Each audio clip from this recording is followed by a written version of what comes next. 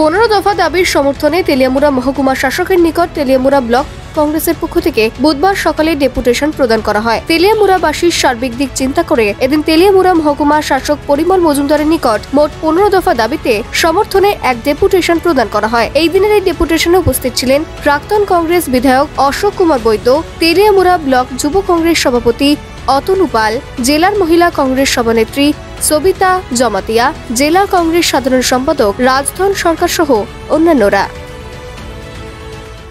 মানুষের সমস্যাগুলো নিয়ে আমরা 15 দফা দাবির ভিত্তিতে আজকে ডেপুটেশনে মিলিত হয়েছি। এর মধ্যে সমস্ত দাবিগুলো উল্লেখযোগ্য এবং ডাবল ইঞ্জিন সরকার এগুলি এই সমস্যাগুলো নিরসনে তাদের কোনো ভূমিকা দেখা যাচ্ছে না। লোকের নেতৃত্ব এগুলি নিরসনে কোনো ভূমিকা দেখা যাচ্ছে না, যার ফলে আমরা এসডিএম সাহেবের গোচরে আনলাম।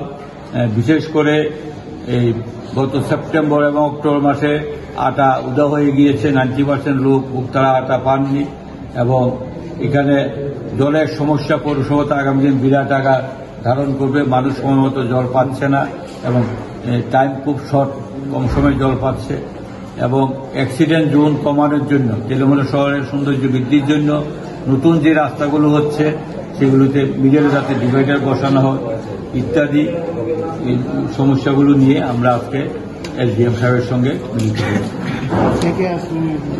এই ডেপুটেশনে আমার তেলিয়ামুড়া ব্লক কংগ্রেস সভাপতি অতনু পাল, জেলা মহিলা কংগ্রেস সভানেত্রী সবিতা জমাতিয়া, জেলা কংগ্রেস সাধারণ সম্পাদক রাজধন সরকার এবং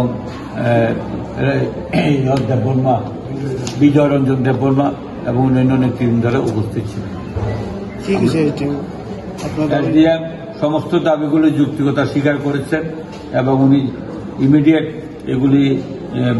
এই সমস্যাগুলি নিরসন করার জন্য এখানে উনি ডিপার্টমেন্টের ওয়াইজ ওনাদের সঙ্গে আলোচনা করবেন এবং করেসপন্ডেন্স করবেন।